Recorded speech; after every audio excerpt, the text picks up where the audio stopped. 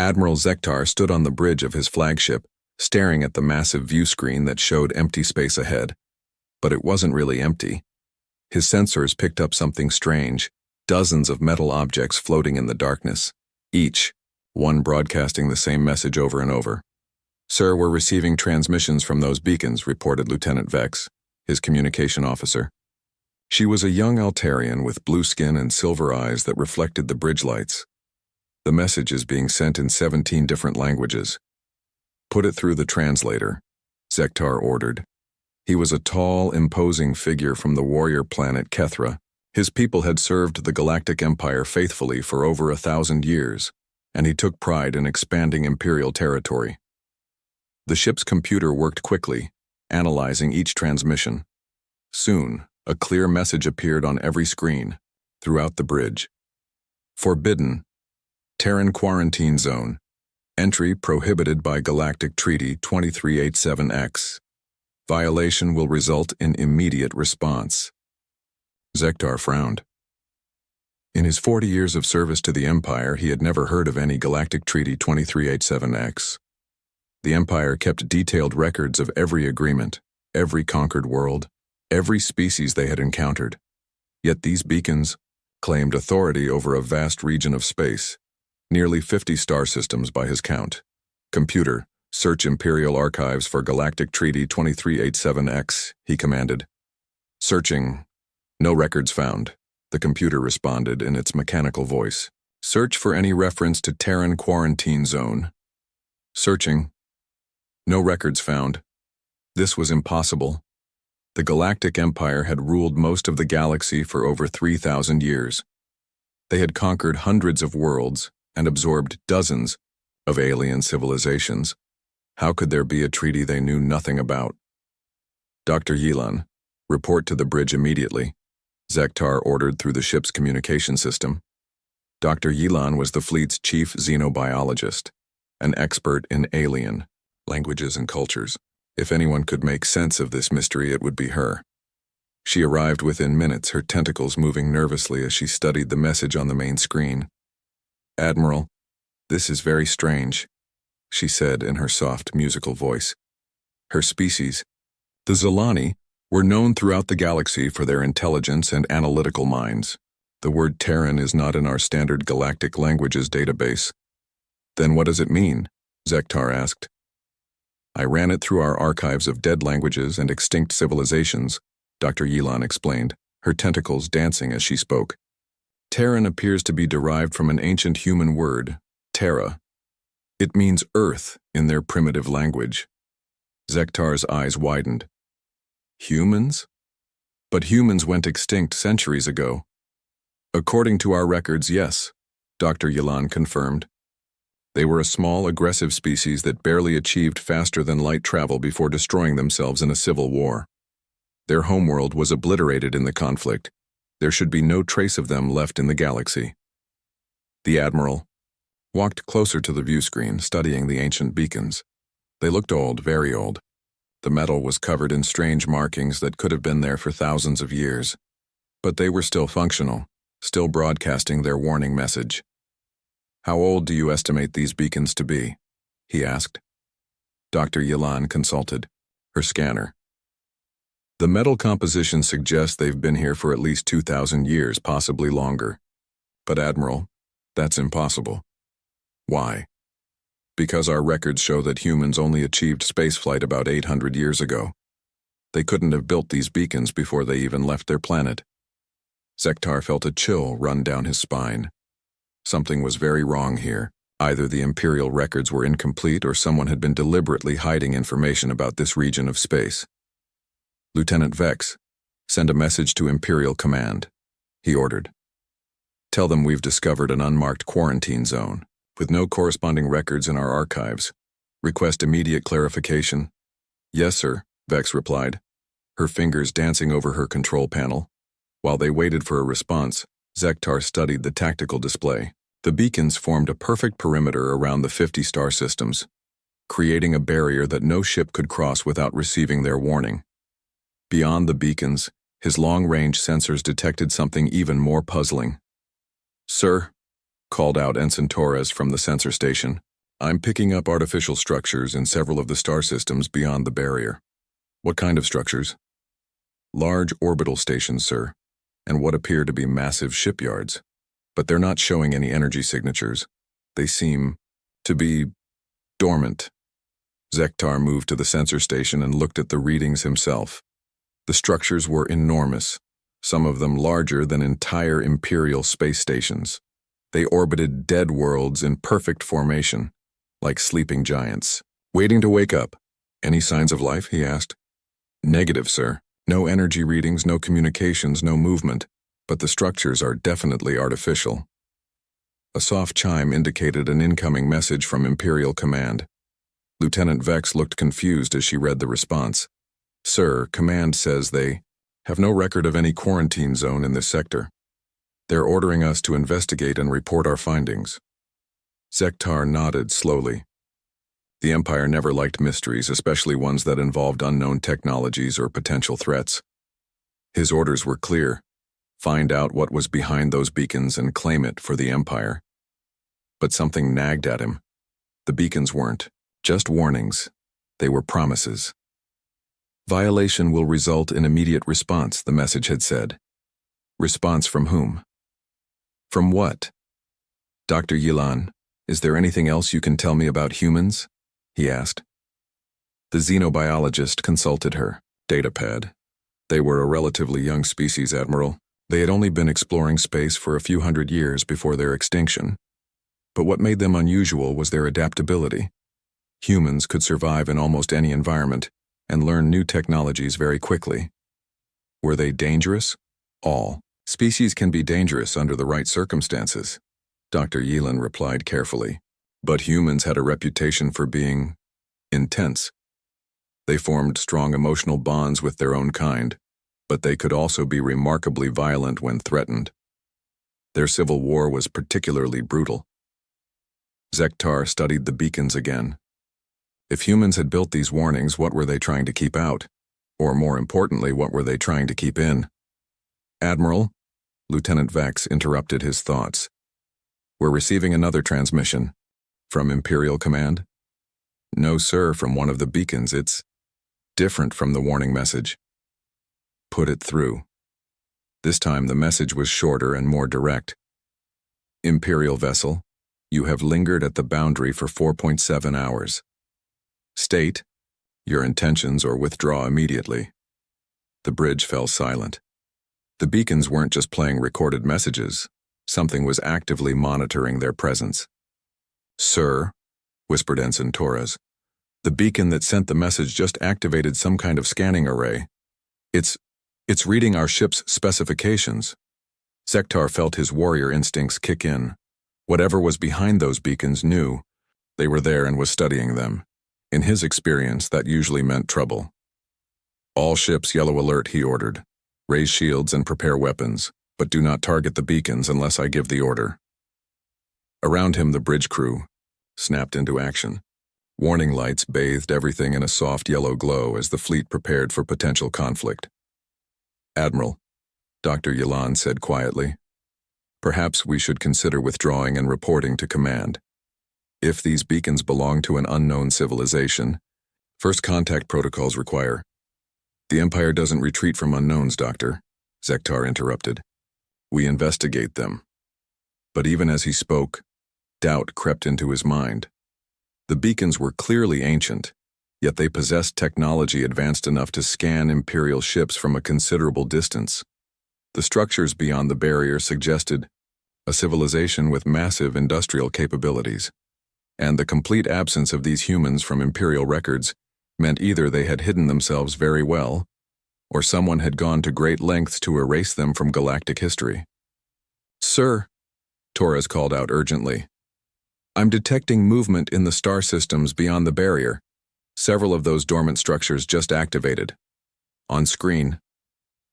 The view screen shifted to show long-range sensor data. In 3 different star systems, massive orbital platforms were coming online. Lights flickered to life along their surfaces and energy readings began to climb. They know we're here, Zektar said grimly. Admiral, Vex reported. Imperial Command is ordering us to proceed with the investigation. They want a full report on any technology we discover. Zektar looked at his crew. They were good officers, loyal to the Empire and confident in their abilities. His fleet consisted of 12 heavy cruisers and 40 smaller vessels, more than enough firepower to handle most threats. But the warning beacons and the awakening structures suggested they were dealing with something beyond their experience. "Sir," Dr. Yilan said hesitantly, "the beacons mentioned a treaty. Perhaps whoever built them believed they had an agreement with the Empire. If we violate that agreement, then we deal with the consequences," Zektar replied firmly. "The Empire bows to no unknown treaty." He turned to his navigation officer. "Plot a course through the beacon perimeter. We're going in." "Yes, sir." As the Imperial fleet moved toward the barrier, the warning messages from the beacons grew more frequent and more urgent. The computer translated dozens of different alien languages, all saying the same thing: "Turn back, do not enter, violation forbidden." But Admiral Zektar had his orders, and more importantly, he had his pride. The Galactic Empire had never encountered a force it couldn't defeat or absorb. Whatever lay beyond those beacons would soon learn to bow before Imperial might. The first ship crossed the perimeter. The beacons went silent. In the distance, more structures began to wake up. The silence was the first thing Admiral Zektar noticed. As his fleet crossed into the forbidden zone, all the warning signals stopped. The beacons went dark, their ancient voices finally quiet after broadcasting their message for who knows how long, but the silence felt wrong, like the moment before a storm breaks. "Status report," Zektar ordered, trying to shake off his unease. "All ships have crossed the perimeter successfully, sir," reported Lieutenant Vex. "No hostile action detected. The beacons appear to have shut down."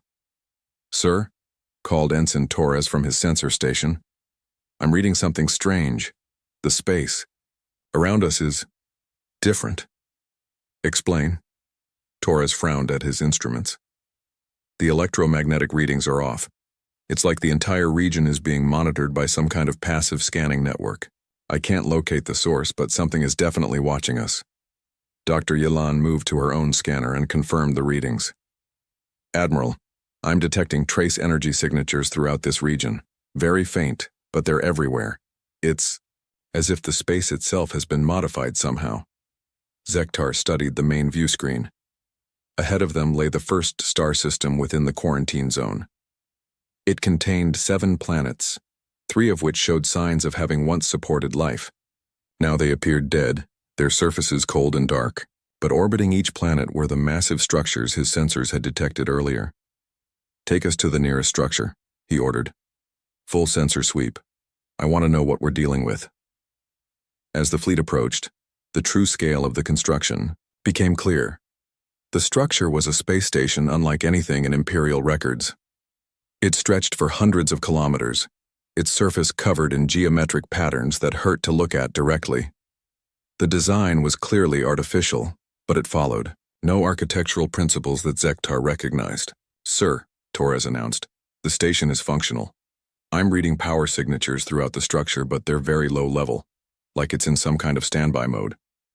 "Any signs of life?" "Negative. But sir, there are docking bays large, enough for ships twice the size of our flagship." Dr. Yilan looked up from her analysis. "Admiral, the construction materials include several elements that don't appear in our periodic table. The builders had access to technologies we don't understand." Zektar made his decision. "Prepare a boarding party, full combat gear, we're going aboard." "Sir," Dr. Yilan protested, "first contact protocols require, Doctor, according to our records, whoever built this has been extinct for centuries. This is salvage operation, not first contact." But even as he spoke, Zektar wasn't entirely convinced. The station looked too well maintained to be a derelict. Its hull showed no signs of meteor impacts or cosmic radiation damage. It was as if it had been built yesterday and then put to sleep. The boarding party consisted of 12 Imperial Marines, Dr. Yilan, and 2 technical specialists. They approached the station in a heavily armored shuttle, following standard procedures for investigating unknown vessels. "Sir," the shuttle pilot reported, One of the docking bays is opening. We're being guided in. Guided by what? Unknown, sir. But the bay is pressurizing and extending an atmospheric field. Someone or something wants us to dock. The shuttle settled into the docking bay with barely a vibration. Through the viewports, the boarding party could see that the bay was enormous, easily large enough to hold 50 ships their size. But more importantly, it was lit. Soft blue lights ran along the walls and ceiling, providing comfortable illumination. Atmosphere is breathable, reported Corporal Voss, the Marine Squad leader. Gravity is set to standard Imperial levels. Temperature is comfortable. Whoever built this place knew how to make visitors feel welcome. The boarding party left the hour shuttle cautiously, weapons ready. The docking bay was empty except for their ship, but they could see doorways leading deeper into the station. The walls were covered in strange symbols that seemed to shift and move when viewed directly. Dr. Yilan, can you read any of this? Zektar asked through his communicator. I'm analyzing the symbols now, Admiral. They appear to be... Wait, these aren't just decorations. They're some kind of information display system. I think they're trying to communicate with us. As she spoke, the symbols began to glow brighter. They rearranged themselves into new patterns, becoming simpler and more geometric. After several minutes, they settled into shapes that looked almost like Imperial Standard script. Incredible, Dr. Yilan breathed. The system is learning our language in real time. It's analyzing our communication frequencies and adapting. Suddenly, the symbols resolved into clear text. Welcome to Sanctuary Station Alpha 7. Please proceed to Central. Chamber for orientation. The Marines raised their weapons, but Zektar motioned for them to hold. Someone or something is talking to us. Stay alert, but don't fire unless threatened. The boarding party moved deeper into the station, following illuminated pathways that led through corridors wide enough for vehicles. The architecture was beautiful in its simplicity, clean lines, efficient use of space, and a sense of organic flow that made the station feel alive. They encountered no other beings, but the station clearly knew they were there. Doors opened as they approached, lights brightened to guide their path, and the temperature adjusted to keep them comfortable.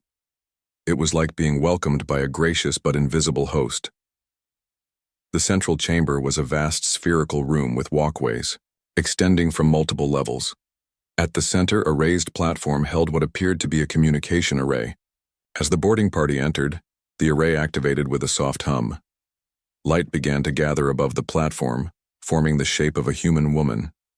She appeared to be middle-aged, with short gray hair and wearing a simple uniform unlike anything in Imperial records.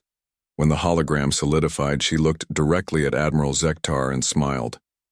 "Admiral," she said in perfect Imperial standard, "I am Warden Sarah Chen, Guardian of the Terran Preserve. You have violated the Sanctuary Accord by entering this space. Please explain your presence here." Zektar stepped forward, his hand resting on his sidearm. "I am Admiral Zektar of the Galactic Empire. This region of space has no legal standing in Imperial law. We are here to investigate and claim these systems for the Empire." The hologram's expression became sad. "I see. How long has it been since the accord was signed?" "I have no knowledge of any accord," Zektar replied. "Our records show no treaty concerning this region." "Of course they don't," Sarah Chen said softly. "That was part of the agreement. We would remove ourselves from galactic politics completely. All records of our existence would be classified or destroyed. The galaxy would forget about humanity, and in return, we would never interfere in their affairs again." "Humanity went extinct centuries ago," Dr. Yilan interjected. "Our records clearly show." "Your records show what we wanted them to show," the warden interrupted gently. "Humanity didn't go extinct, Doctor. We chose exile. We removed ourselves from the galactic community because we recognized what we were becoming." "And what was that?" Zektar asked. The hologram was silent for a long moment, as if choosing her words carefully. "We were too good at war, Admiral. Too adaptable. Too dangerous. Every species we encountered either submitted to us or was destroyed by us. We were becoming the very thing we had always fought against. A galactic empire that conquered through superior force. That's exactly what the Galactic Empire is, Zektar pointed out. Yes, Sarah Chen agreed. And we saw what that path led to. We had a choice.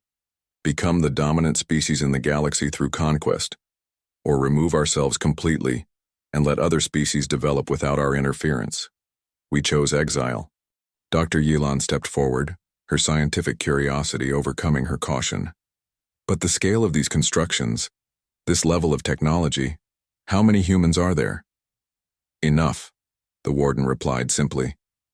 We spent the first century after our exile building the infrastructure you see around you.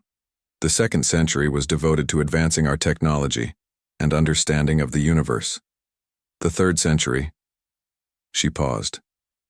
The third century was spent preparing for this day. What day? Zektar demanded. The day someone would ignore our warnings and force us to act. We hoped it would never come. We built the beacon network to keep others away, not to threaten them. We wanted nothing more than to be left alone. And now? Zektar asked, though part of him already knew the answer. The warden looked at him with what might have been pity. Now, we must decide what to do with you. You've seen our stations, our technology. You know we exist. That knowledge threatens the very foundation of our exile. Around them, the station's lights began to pulse in a slow, rhythmic pattern. Through the chamber's transparent walls, Zektar could see more lights appearing throughout the star system, hundreds of structures coming online after centuries of dormancy. Admiral, the warden continued, I'm going to be very clear with you. This conversation is being monitored by every human settlement in the preserve. Right now, they're watching to see what you do next. Some of them think you should be allowed to leave and forget what you've seen. Others believe you represent a threat that must be eliminated.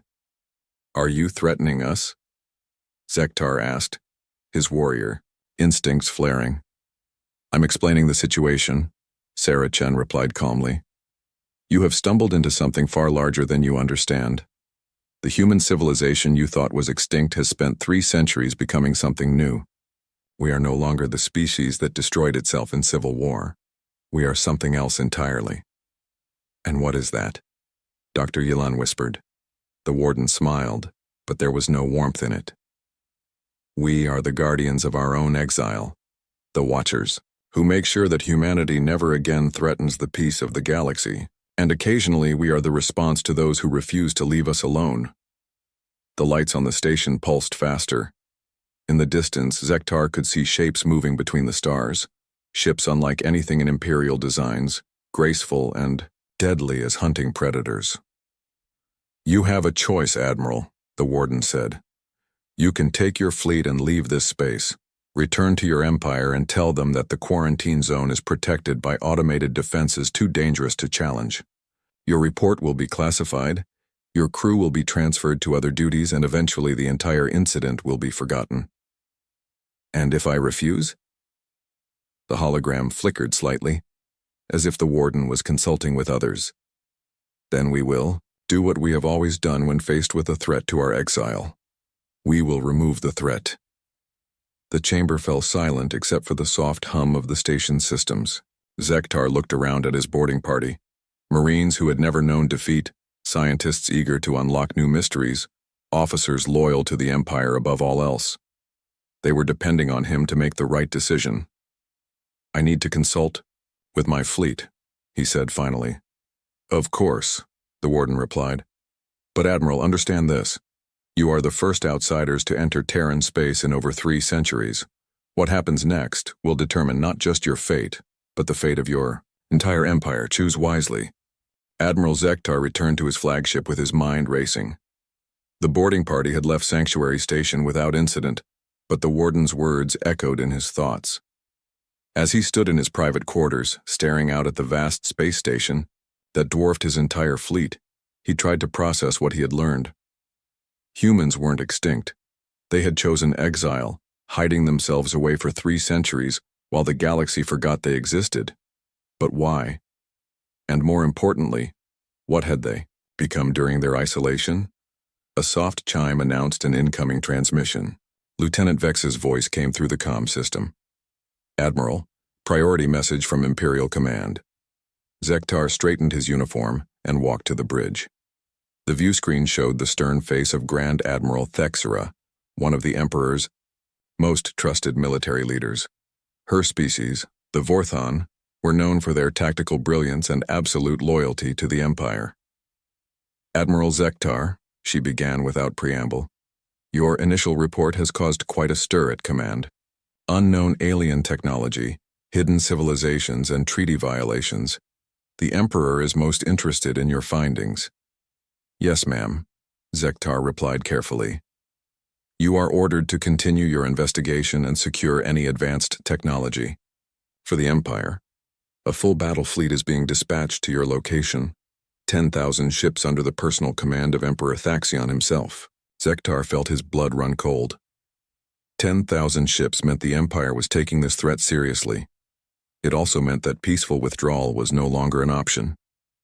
Ma'am, I should mention that the inhabitants of this region have expressed a desire for peaceful relations. They claim to have some kind of historical agreement. Admiral, Grand Admiral Thexera interrupted. The Empire recognizes no agreements made without Imperial approval. You will hold your position and wait for reinforcements. That is a direct order from the Emperor. The transmission ended, leaving Zektar alone with his doubts. He looked around the bridge at his crew, all of them eager to serve the Empire and expand its boundaries. They trusted him to lead them to victory, just as he had done in dozens of previous campaigns. But something felt different about this situation. The humans hadn't attacked when they had the chance. Instead, they had tried to negotiate to find a peaceful solution. That wasn't the behavior of a typical enemy. Sir, Torres called out from his sensor station. I'm detecting movement throughout the star system. Multiple large objects are changing position. On screen, the view screen showed a tactical display of the entire system. Dozens of structures that had appeared dormant were now moving, repositioning themselves into what looked like defensive formations. The graceful space stations were being joined by massive industrial platforms and what could only be warships. Dr. Hylan, Zektar called. Analysis. The xenobiologist studied the display with obvious fascination. Admiral, this is remarkable. They're not just moving randomly. They're forming a complex three-dimensional defensive grid. Each structure is positioned to provide overlapping fields of fire while maintaining optimal sensor coverage. How long would it take to build formations like that? Zektar asked. With Imperial technology? Months, maybe years. But they're doing it in hours. Their coordination is perfect, like they're all controlled by a single mind. Lieutenant Vex looked up from her communication station. Sir, we're receiving a transmission from the station we just visited. Put it through. The warden appeared on the main screen again, her expression more serious than before. Admiral, our sensors have detected a large military buildup in your home territory. It appears your empire is preparing for war. The Empire doesn't make war on those who respect its authority, Zektar replied, though his words sounded hollow even to himself. I see. The warden paused as if consulting with others. Admiral, I want you to understand something. Humanity spent 3 centuries in exile, not just hiding from the galaxy, but preparing for the day when our isolation might be threatened. We hoped that day would never come. What do you mean preparing?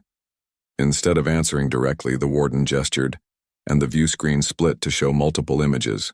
Zektar saw vast shipyards hidden inside asteroids, manufacturing facilities built into the cores of dead planets, and weapon platforms disguised as space debris.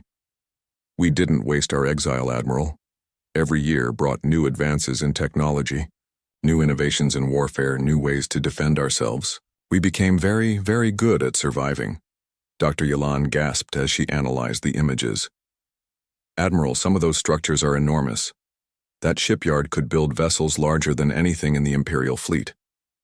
But we built more than ships, the warden continued. We built a new kind of human civilization, one dedicated to a single purpose, ensuring that humanity never again becomes a threat to galactic peace. By hiding away like cowards? Zektar challenged. The warden's expression, hardened, by becoming something the galaxy has never seen before, a species that chose to limit its own power rather than abuse it. But make no mistake, Admiral, our restraint should not be confused with weakness. The view screen changed to show the edge of the Terran system. A small craft appeared from nowhere, moving at impossible speeds. It was sleek and graceful, unlike the bulky warships of the Imperial fleet. As they watched, it approached one of Zektar's outer patrol ships. "Attention, Imperial vessel," came a calm voice over the communication channel. "This is Captain Elena Vasquez of the Terran Defense Corps. You are ordered to withdraw from this system immediately. This is your final warning." The Imperial patrol ship, a heavily armed cruiser, responded by targeting the small human craft with its weapons. "Unknown vessel, you are vastly outnumbered. Surrender now or be destroyed." What happened next shocked everyone on Zektar's bridge. The human ship didn't dodge or flee. Instead, it seemed to absorb the Imperial cruiser's energy weapons fire, its hull glowing briefly before reflecting the energy back in a focused beam. The Imperial ship's shields failed instantly, and its weapon systems went offline. "How is that possible?" Torres whispered. The human ship transmitted one more message. "Imperial forces, you have now seen a demonstration of our defensive capabilities. Withdraw immediately or face the consequences." But the Imperial cruiser captain, either brave or foolish, fired again. This time, the human ship's response was different. A pulse of energy struck the Imperial vessel, and suddenly its engines failed. Life support systems flickered. The crew found themselves adrift in space, helpless but alive. "Admiral," the warden said softly, "our ship could have destroyed your patrol craft in seconds. Instead, we disabled it. That should tell you something about our intentions." Zektar stared at the tactical display. The disabled Imperial cruiser was already being approached by a human rescue vessel. Instead of capturing or destroying the crew, the humans were preparing to offer assistance. "You're not acting like enemies," he said slowly. "Because we're not your enemies, Admiral. We're trying to prevent a tragedy. When your Emperor arrives with his fleet, he'll be expecting to fight a typical alien species. But we're not typical. We're 3 centuries more advanced than when we left galactic society. We've had time to perfect things that other species only dream about." "What things?" "Everything," the warden replied simply. "Weapons that can turn your own ships against you. Defensive systems that make us nearly impossible to destroy. Manufacturing capabilities that can replace our losses faster than you can inflict them. But most importantly, we've perfected the art of war itself." Dr. Yalan leaned forward. "What do you mean?"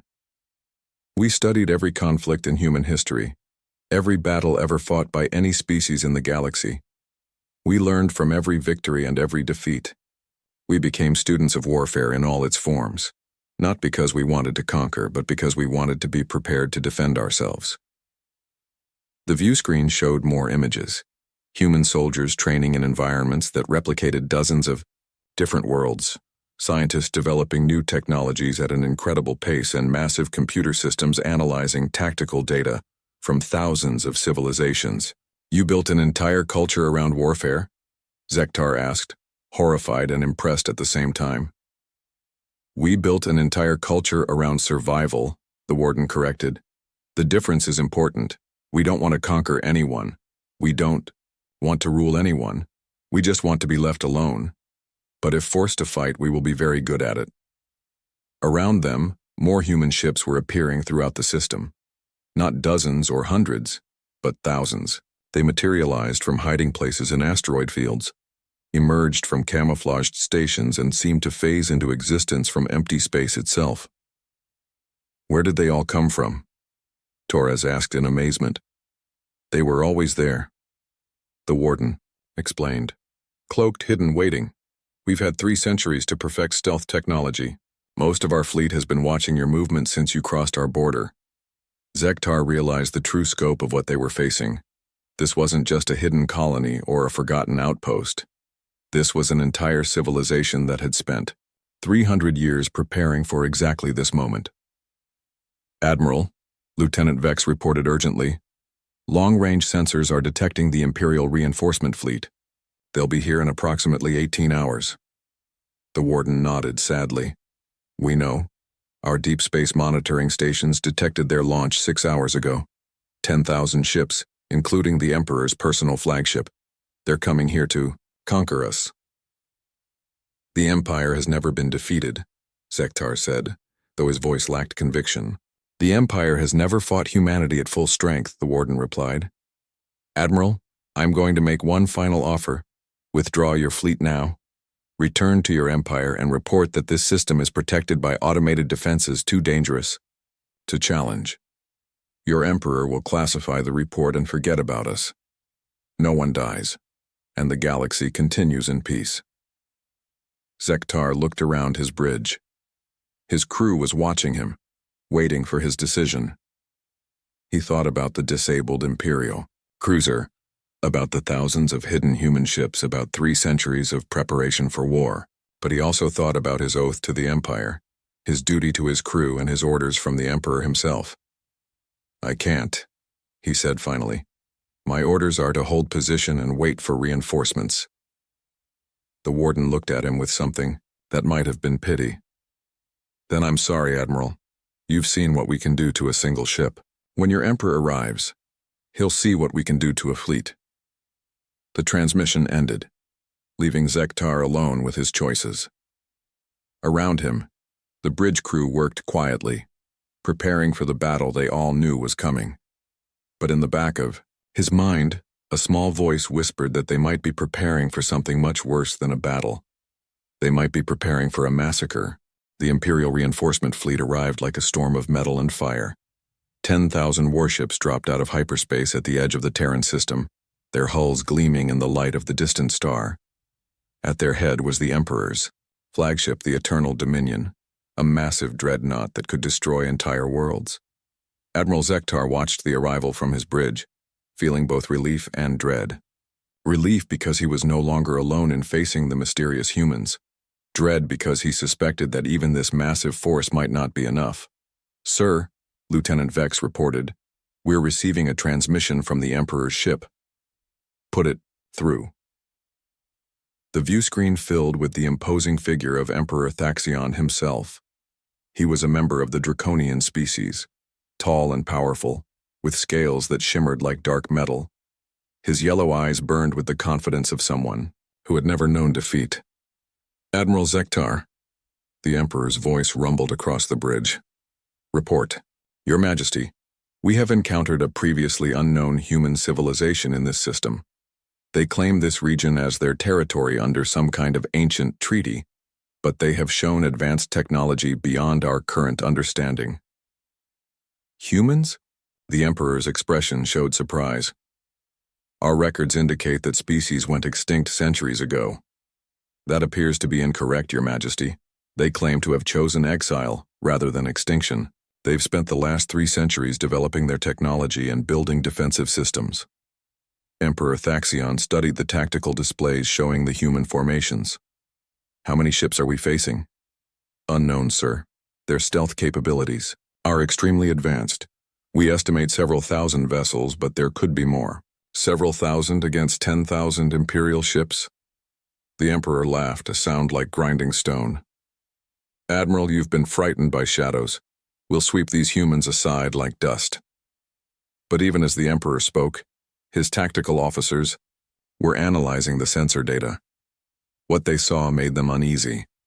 The human ships moved with perfect coordination, their formations shifting like living things.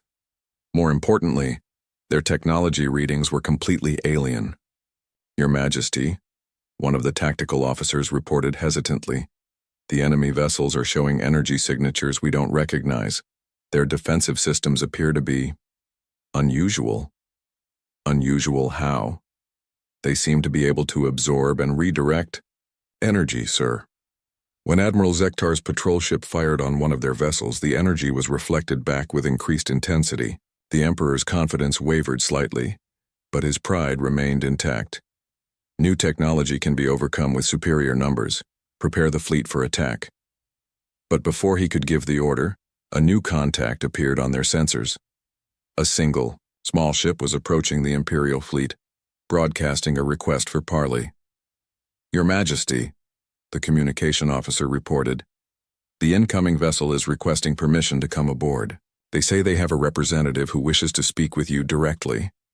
Emperor Thaxion considered this. In his long reign, many enemies had tried to negotiate when faced with the full might of the Imperial fleet. Usually, it was because they knew they couldn't win. Permission granted, but maintain full alert status. The human shuttle was unlike anything in Imperial designs.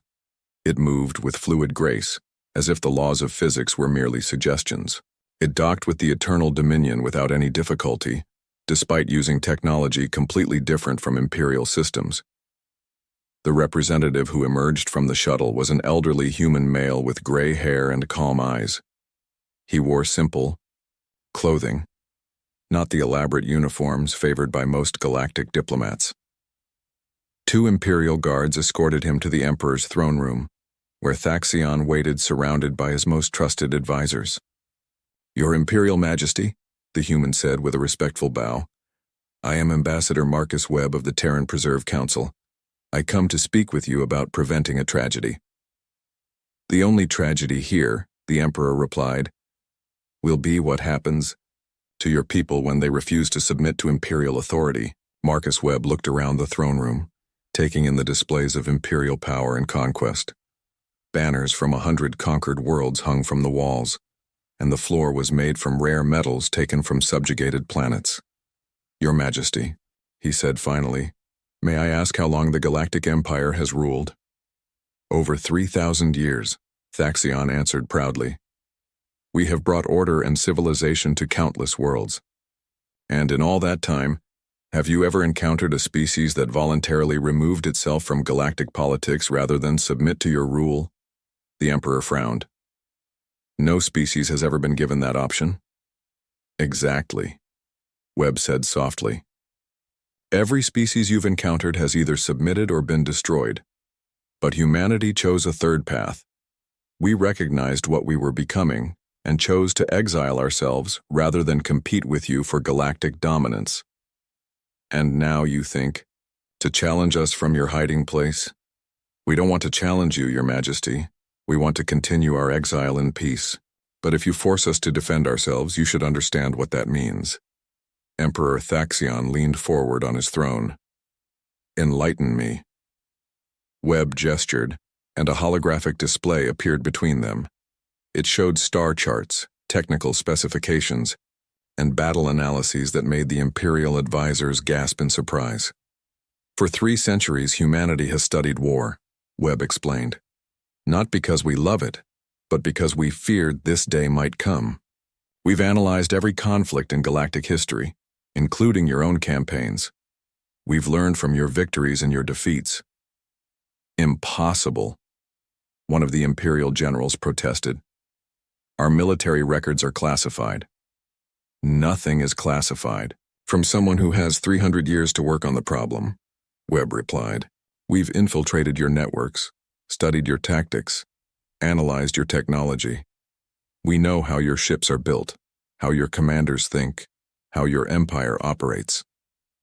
The holographic display shifted to show detailed schematics of Imperial warships, complete with structural weak points and tactical vulnerabilities. The Emperor's advisors recognized their own classified designs. This is espionage of the highest order, the Emperor growled. This is survival, Webb corrected. We needed to understand our potential enemies in order to defend against them. But, Your Majesty, knowledge works both ways. Just as we learned about you, we learned about ourselves. What do you mean? Webb's expression grew sad. We learned that humans are very, very good at war, perhaps too good. In our exile, we've had time to perfect abilities that we once used to destroy each other.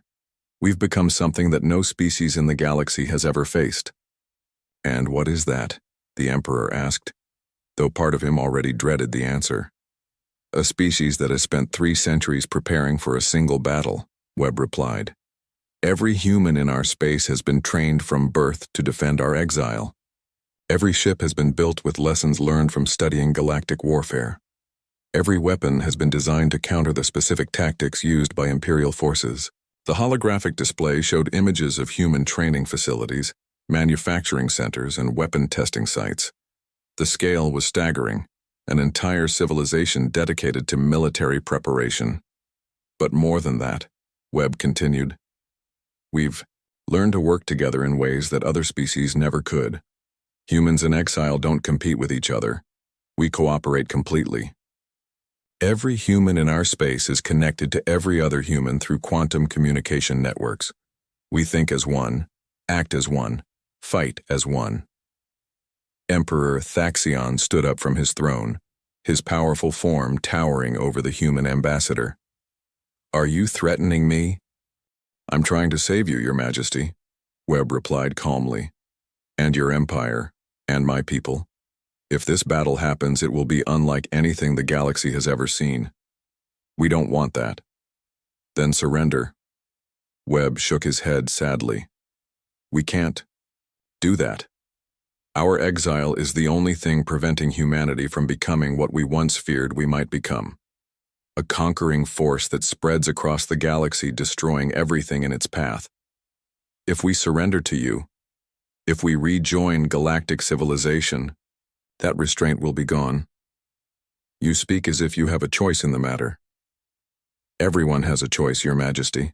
You can withdraw your fleet and respect our exile, or you can attack and face the consequences. But understand this, if you attack us, you won't just be fighting a few thousand human ships. You'll be fighting the focused will of an entire species that has spent 3 centuries preparing for this moment. The Emperor looked at his advisors, seeing doubt in their eyes for the first time in years. They had studied the sensor readings, analyzed the human formations, and recognized technology far beyond their current understanding. How do I know you're not bluffing? Thaxion asked. Webb activated a small device on his wrist.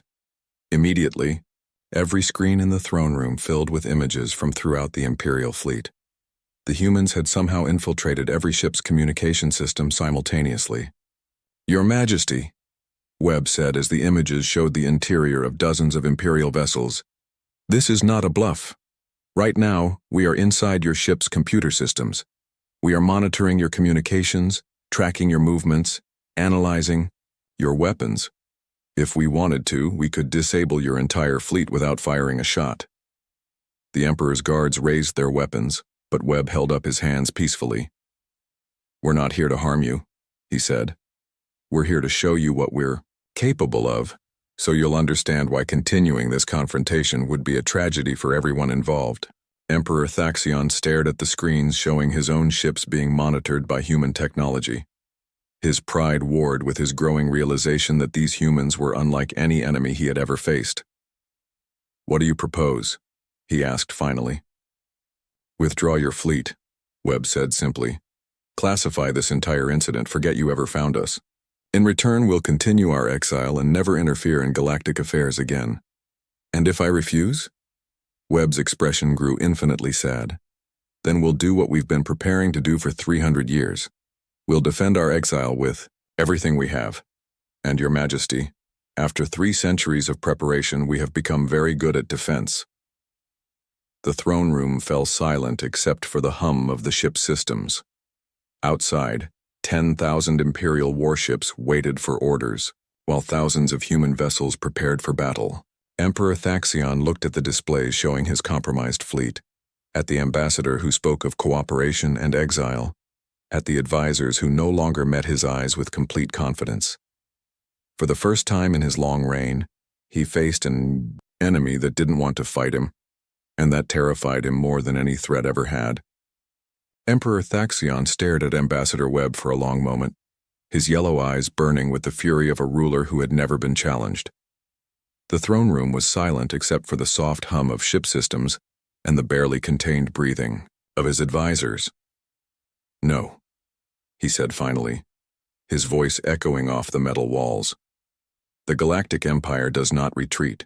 We do not negotiate with unknowns, and we certainly do not bow to the demands of a species that should have remained extinct. Webb's shoulders sagged slightly as if he had expected this answer but hoped it wouldn't come. Your Majesty, please reconsider. What happens next cannot be undone. What happens next, the Emperor declared, rising from his throne, is that Your people learn what it means to defy Imperial might. Guards escort this ambassador back to his ship, then prepare the fleet for immediate attack. As Webb was led away, he activated his wrist device one final time. Throughout the Imperial fleet, every communication system briefly displayed the same message. Sanctuary protocol terminated. Threat level, extinction event, authorization, full release. Admiral Zektar, watching from his own bridge, felt a chill run down his spine as he read those words. Around him, his crew prepared for battle with the confidence of soldiers who had never known defeat. But Zektar remembered the warden's warnings, the disabled patrol ship, and the ambassador's sad certainty. "Sir," Lieutenant Vex reported, "the Emperor is ordering all ships to attack formation. We're to begin bombardment of the nearest human installations." "Acknowledged," Zektar replied, though his heart wasn't in it. Across the Terran system, the human response was immediate and coordinated. The scattered formations of ships suddenly moved with perfect synchronization, like a single organism responding to danger. Defensive platforms that had seemed dormant blazed to life with energy signatures that made Imperial sensors scream warnings. "All ships," came the Emperor's voice across the fleet communication system. "Attack at will. Show these humans the price of defying the Empire." The first wave of Imperial ships, over 1,000 heavy cruisers, launched their attack. Energy beams and missile barrages filled the space between the two fleets with deadly light. It was a display of firepower that had destroyed entire civilizations. But the human ships didn't respond the way enemies were supposed to. They didn't scatter or try to dodge. Instead, they seemed to absorb the incoming fire, their hulls glowing briefly before redirecting the energy back at the Imperial fleet with devastating accuracy. "What the hell?" Torres gasped from his sensor station as he watched Imperial ships being struck by their own weapons fire. The reflected attacks were surgical in their precision.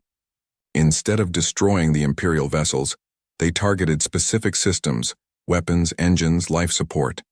Within minutes, hundreds of Imperial ships found themselves drifting helplessly in space, their crews alive, but their ships disabled. "Con. Wave advance," the Emperor ordered, refusing to believe what his sensors were telling him. But the second wave fared no better. The human ships moved with impossible grace, seeming to phase in and out of normal space. They appeared behind Imperial formations, struck with weapons that bypassed shields entirely, then vanished before return fire could reach them. And then the truly horrifying part began. Some of the disabled Imperial ships suddenly came back online, but they weren't under Imperial control anymore. "Sir," Torres called out in panic, "the disabled ships are targeting us. Their systems have been compromised." Admiral Zektar watched in horror as Imperial vessels turned their weapons on their own fleetmates. But even worse, he could hear the communications between the compromised ships. The crews weren't being harmed. They were being forced to watch as their own ships fired on their allies. "This is impossible," one of his tactical officers whispered. "How are they controlling our ships?" The answer came in the form of a fleet-wide broadcast from the human forces. Ambassador Webb's face appeared on every screen in the Imperial fleet, but his expression was no longer sad. It was determined. "Imperial forces," he announced. "You are witnessing a demonstration of what humanity became during our exile. We didn't just develop better weapons or stronger ships. We learned to turn your own technology against you." As he spoke, more Imperial vessels found their systems compromised. But the human takeovers were selective. They disabled weapons targeting human ships while leaving life support and communications intact. "Every ship in your fleet contains technology developed from principles we abandoned centuries ago," Webb continued. "Your computers use logic systems we invented. Your weapons are based on physics we explored. Your communications networks follow protocols we established. We didn't just learn about your technology, we built the foundations it rests on." Emperor Thaxion's voice crackled across the fleet channels. "All ships fall back to Formation 7. Prepare for coordinated assault." But as the Imperial ships tried to regroup, they discovered that their coordination was being disrupted. Orders were being intercepted and modified. Navigation systems were providing false readings. Ships that tried to target human vessels found their weapon systems mysteriously malfunctioning. This is cybernetic warfare on a scale never seen before, Dr. Yilan observed from her station. They're not just jamming our systems, they're rewriting them in real time. The human fleet, meanwhile, moved with perfect coordination. Every ship seemed to know exactly where every other ship would be at any given moment. Their attacks were precisely calculated to disable rather than destroy, showing a level of tactical sophistication that the Empire had never encountered. But the most terrifying aspect wasn't their technology. It was their restraint. With every passing minute, it became clear that the humans could have destroyed the entire Imperial fleet within the first few minutes of battle. Instead, they were choosing to disable ships, capture rather than kill, demonstrate rather than annihilate. "Sir," Lieutenant Vex reported with barely contained panic, "we're receiving casualty reports from across the fleet. But sir, there are no casualties. The humans aren't killing anyone." Admiral Zektar stared at the tactical display. Over half the Imperial fleet was now disabled or under human control, but every single crew member was alive. The humans were fighting a war with the goal of winning without deaths. What kind of enemy fights like this? He wondered aloud. The answer came from an unexpected source. The warden appeared on his personal communication screen, her expression grave but not hostile. "The kind of enemy that doesn't want to be your enemy," she said simply. "Admiral, your Emperor refused our final offer of peace. Now we must show him why that was a mistake. But we will not become murderers to prove our point." Around them, the battle continued, if it could even be called a battle. The Imperial fleet was being systematically dismantled by an enemy that seemed to know their every move before they made it. Ships found themselves trapped in tractor beams they couldn't see, struck by weapons they couldn't track, controlled by systems they couldn't understand. "How?" Zektar asked. "How are you doing?" "This? 300 years of preparation," the warden replied. 300 years of every human mind focused on a single goal, defending our exile. We studied every aspect of warfare, every possible scenario, every conceivable enemy. We became something the galaxy has never seen, a species that treats war as a science to be perfected. On the main tactical display, Emperor Thaxion's flagship found itself surrounded by human vessels. But instead of attacking, they simply waited. The message was clear. The Emperor's life was in their hands, and they were choosing to spare it. "Your Emperor has a choice," the warden continued. "He can continue this hopeless battle and watch his entire fleet be captured without firing an effective shot. Or he can accept that some things are more powerful than imperial pride." As if summoned by her words, Ambassador Webb appeared again on the fleet-wide communication system. But this time, he was standing on the bridge of the Emperor's own flagship. "Your Majesty," Webb said, speaking directly to Thaxion, "your ship's defenses have been bypassed, your crew is unharmed, and your personal guards are wondering why their weapons won't function. I'm standing on your bridge to demonstrate that. We could have killed you at any point during this engagement. We chose not to." The Emperor, surrounded by human soldiers who had somehow materialized on his most secure ship, looked older than his years. "What do you want?" "The same thing we've always wanted," Webb replied. "To be left alone. Your Majesty, in the past hour, you've seen what 3 centuries of human development can accomplish. But this was just a demonstration. We held back because we don't want to hurt anyone. You've humiliated the greatest fleet in galactic history," Thaxion said bitterly. "We've shown you why our exile was necessary," Webb corrected. "Humanity didn't go into hiding because we were weak. We went into hiding because we were too strong. What you've seen today is what we become when forced to defend ourselves. Imagine what we might become if we decided to expand into the galaxy again." The Emperor looked around his bridge at the human soldiers who had appeared like ghosts. They carried weapons he didn't recognize, wore armor that seemed to bend light around it, and moved with the precision of a perfectly coordinated military unit. "You're not like other species," he said slowly. "No, Your Majesty, we're not. We're the species that chose to limit our own power rather than abuse it. But that choice only works if others respect our exile. Throughout the Imperial fleet, disabled, ships were being returned to Imperial control, their systems restored but their weapons permanently disabled. Human medical ships were already moving among the damaged vessels, offering aid to injured Imperial crews. "What happens now?" Emperor Thaxion asked. Webb smiled sadly. "Now you go home. You classify this entire incident. You add your own warnings to our beacon network. You tell the galaxy that this region of space is protected by automated defenses too dangerous to challenge. And you forget you ever met us. And if I refuse? Then we'll have to find a more permanent solution to the problem of Imperial expansion," Webb said simply. "Your Majesty, you've seen what we can do when we hold back. Don't force us to show you what we can do when we don't." The Emperor was quiet for a long moment, surrounded by enemies who had defeated his fleet without killing a single crew member. Finally, he nodded slowly. "Very well. But this isn't over." "Yes, Your Majesty," Webb said gently. "It is. Because now you understand what we really are. And you understand why the galaxy is safer with us in exile." Hours later, the Imperial fleet limped away from Terran space, their pride shattered but their lives intact. Behind them, the human ships faded back into the darkness, becoming invisible once again. Admiral Zektar, standing on his bridge and watching the ancient warning beacons reactivate, finally understood their message. They weren't threats, they were protection. Protection for the galaxy from a species that had become too dangerous to be free. The warning beacons resumed their eternal broadcast, but now they were joined by new signals from Imperial frequencies. "Forbidden, Terran quarantine zone. Enter at your own peril. Some doors should never be opened."